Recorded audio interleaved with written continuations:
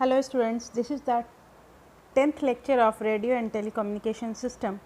In this session we are going to discuss about another type of radio receiver which is super heterodyne radio receiver. तो आइए देखते हैं super heterodyne radio receiver का development कब और कैसे हुआ।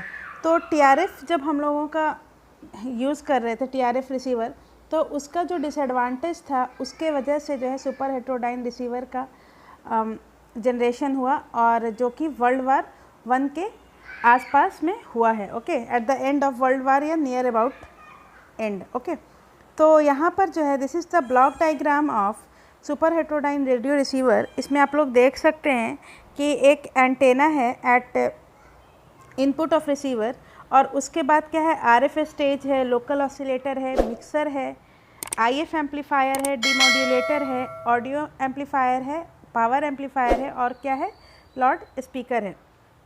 अब यहाँ पर जो है 3 पार्ट जो है हमारा आरएफ स्टेज, मिक्सर और लोकल ऑसिलेटर तीनों आपस में गैंग्ड है और डीमोड्यूलेटर जो ब्लॉक है वो आईएफ एम्पलीफायर, मिक्सर और आरएफ स्टेज से क्या है, एजीसी से कनेक्टेड है।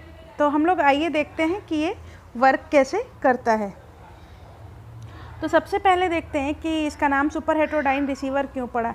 यहाँ पर जो वर्ड है हेटेरोडाइन, जैसा कि हम लोग प्रिंसिपल ऑफ हेटेरोडाइनिंग में पढ़ चुके थे कि हेटेरोडाइन का जो मतलब होता है मिक्सर होता है और यहाँ पर जो है 2 सिग्नल्स को हम लोग मिक्स कर रहे हैं, इनकमिंग सिग्नल और लोकल ऑसिलेटर का जो फ्रीक्वेंसी होता है उसको हम लोग क्या कर रहे हैं, मिक्स कर रहे हैं इन मिक्सर, इसलिए इसको हम लोग सुपर हेटेरोडाइन रिसीवर कहते हैं। तो चलिए हम लोग फर्स्ट पॉइंट देखते हैं SHRR के बारे में। तो the incoming RF frequency is combined with local oscillator signal through a mixer.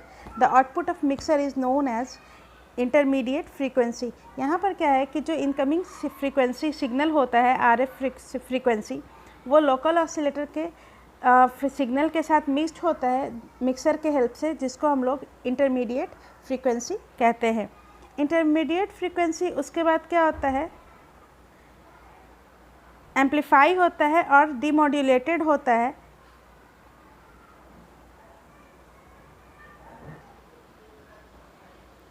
This intermediate frequency is now amplified and demodulated to reproduce the original signal. इस intermediate frequency को क्या करते हैं हम लोग, एम्पलीफाई करते हैं और उसके बाद क्या करते हैं, डिमोड्यूलेट करते हैं ओरिजिनल सिग्नल को रिप्रोड्यूस करने के लिए।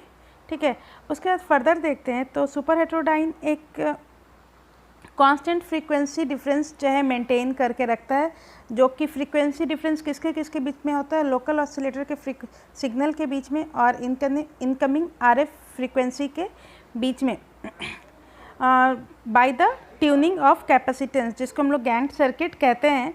तो ट्यूनिंग ऑफ कैपेसिटेंस के हेल्प पे ये जो डिफरेंस होता है इसको ये मेंटेन करके रखता है और ये ट्यूनिंग जो है एक कॉमन कंट्रोल नॉब के हेल्प से होता है। ओके,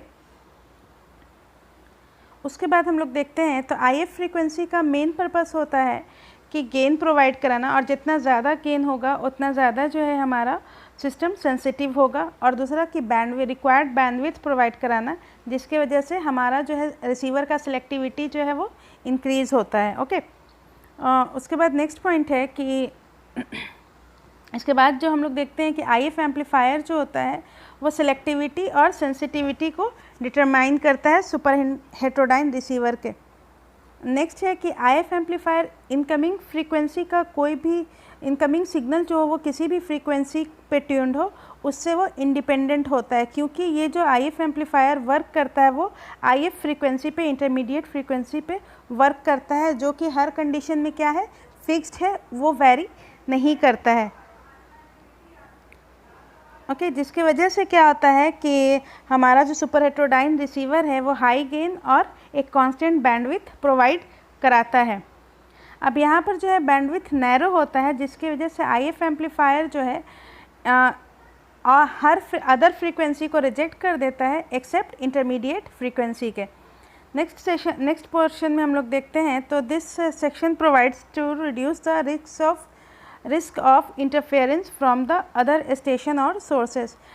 IF एम्पलीफायर का एक IF एम्पलीफायर जो है इंटरफेरेंस और इंटरफेरेंस फ्रॉम अदर स्टेशंस और सोर्सेज का जो होता है सिग्नल इंटरफेरेंस, जिसकी वजह से डबल स्पॉटिंग जनरेट होता है, उसको ये क्या करता है, रिस्क को रिड्यूस करता है। ओके, कि कोई भी अलग सिग्नल अदर सिग्नल का इंटरफेरेंस हमारे में ओरिजिनल सिग्नल में ना हो सके। ओके, उसके बाद है IF एम्पलीफायर के बाद जो है सिग्नल हमारा डिमोड्यूलेटर में जाता है, जिससे हमारा ओरिजिनल मॉड्यूलेटिंग सिग्नल जनरेट होता है। ओरिजिनल मॉड्यूलेटिंग सिग्नल को हम लोग एक्सट्रैक्ट करते हैं, जो कि एक ऑडियो सिग्नल है।